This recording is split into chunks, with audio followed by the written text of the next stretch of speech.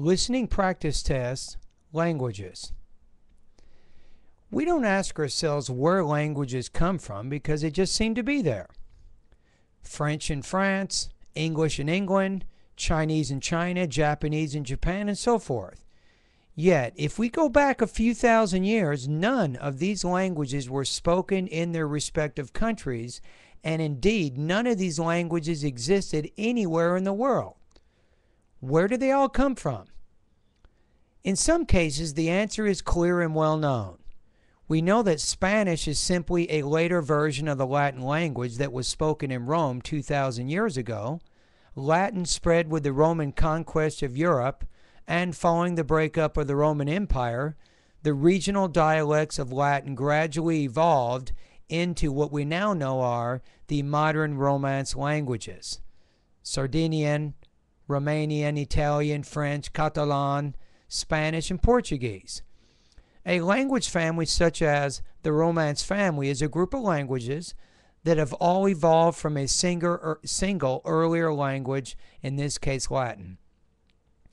But while the Romance family illustrates well the concept of a language family, it is also highly unusual in that the ancestral language Latin was a written language that has left us the only evidence we have are its modern descendants.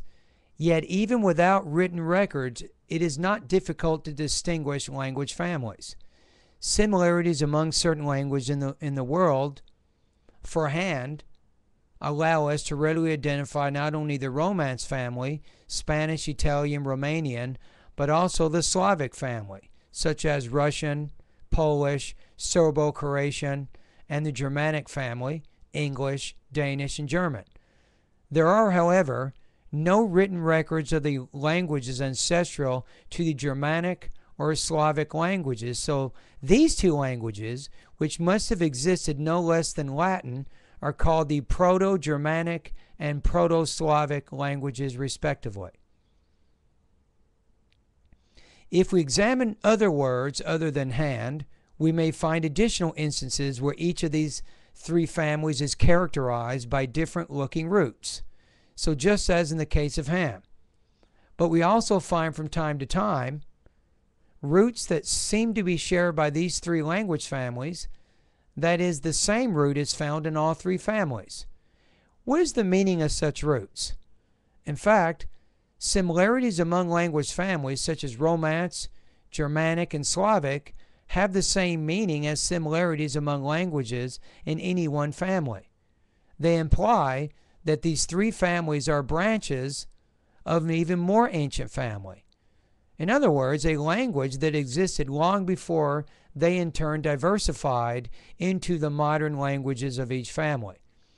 This larger, more ancient family is known as the Indo-European family, and it includes almost all European languages, but not Basque, Hungarian, or Finnish, and many other languages of Iran, Afghanistan, Pakistan, and India. The language families of the world chart shows that the Indo-European family has, in fact, 13 branches. In addition to Romance, Germanic, and Slavic, there are also Baltic, Celtic, Iranian, Indic, Tocharian, Acnotarian, and three single languages that are by themselves separate branches of the family: Armenian, Greek, and Albanian. The 13 branches of Indo-European are connected by one another by numerous words and grammatical endings. Let's now take a look at some of those examples.